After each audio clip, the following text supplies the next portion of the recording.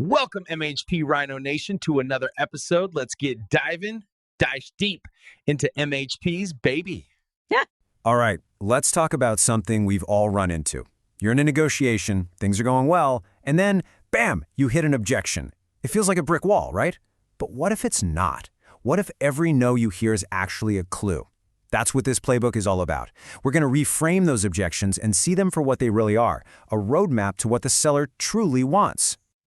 So, I want you to chew on this question for a second. What if hearing no wasn't the end of the conversation? What if it was actually an invitation?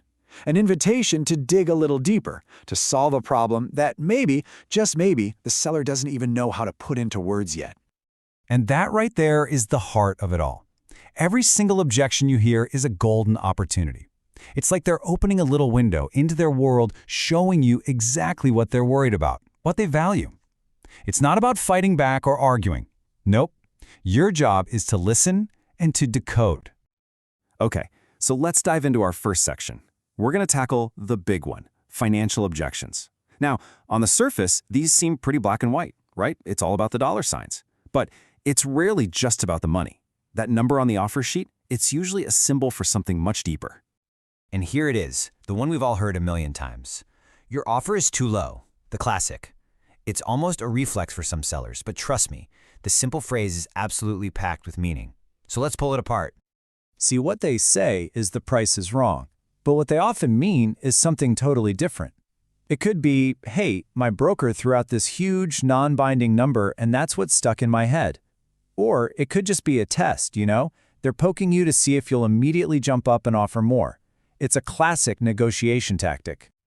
So your first instinct might be to just raise the offer. Don't do it. Here's the play. Step 1. Isolate the gap. Simply ask, "That's interesting. Could you tell me what you're comparing it to?" This helps you find their anchor point. Step 2. Reframe the value. Shift the chat from just the price to the total long-term value of your offer. And finally, Step 3. Show them the hidden benefits, the stuff money can't buy, like freedom from stress and no more late-night calls about busted pipes. Okay, let's look at another big financial objection. I want a full cash offer. Sounds great, right? Clean, simple, a big pile of cash. But here's the twist. A lot of the time, it's actually not the best move for the seller.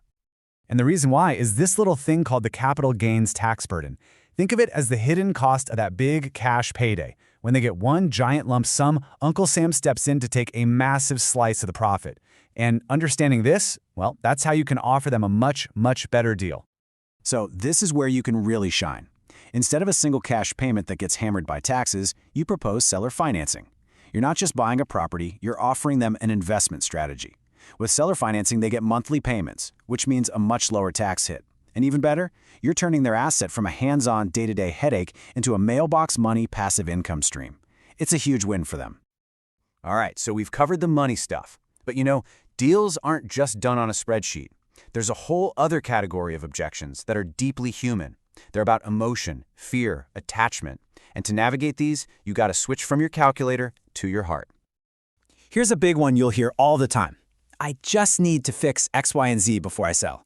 It's this idea that if they just pour a little more time, a little more money into the place, they'll hit some perfect, idealized version of it that's worth way more. But what they're not seeing is the real cost of all that effort. And this is where you lay it out for them. Look at the real math. If they do the repairs themselves, they're spending months, maybe even years, and tens of thousands of dollars just to keep dealing with headaches. But if they sell to you as is, they spend zero time, zero money, and they get immediate freedom. Your offer isn't just a price, it's a ticket out of the grind, starting today. Now this next one, this one could feel like a complete dead end. I'm not ready to sell. It sounds so final, so personal. You might think it's about the date on the calendar, but I'm telling you, it almost never is. Because when someone says, I'm not ready, what they're often really saying is, I'm scared. It could be fear of change, a deep emotional attachment to the place, or just no clue what they'd even do next. You have to remember, for them, this isn't just a property. It's their baby, their legacy. They're not selling an asset. They're closing a major chapter in their life story. And that's a huge deal. This is where you have to stop selling and start listening. Don't argue, don't push facts, just connect. Say something like, I completely get it. This isn't just a business for you. It's a huge part of your life, your legacy. That one sentence can change everything. It turns you from a buyer into a trusted partner, someone who actually understands. And that brings us to our final section, building relational trust. Because sometimes the money makes sense, the emotions are understood, but the seller is still hesitant. Why? Because they're not sure about you. These last objections are all about proving you're the right person for the job. When you hear a seller say, I'm worried about my tenants and the community, you should actually feel good. This means you're dealing with a conscientious owner. They genuinely care. They've built something, and they're terrified that some big, faceless buyer is going to come in and tear it all down. So you can't just say, oh, don't worry, we'll take care of them. That's not going to cut it. You need a clear, concrete plan. Show them exactly what you're going to do. We're going to upgrade the infrastructure here. We're adding new amenities here. We're bringing in professional management. You need to prove that you're not there to destroy what they built, but to enhance it. You're a steward of their legacy. And our last objection, I need to do more research on your company. Honestly, this is another good sign. It's not a no.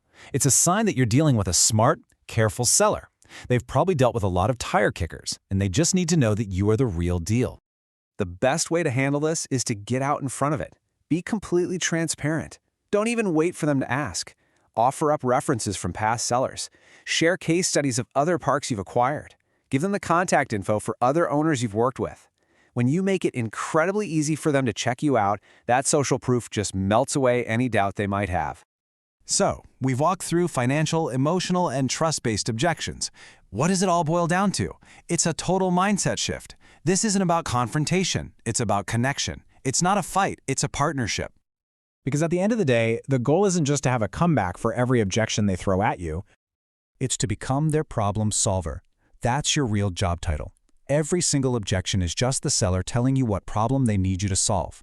It might be a tax problem, an emotional one, or a trust issue. You figure out how to solve that problem, and the deal will follow.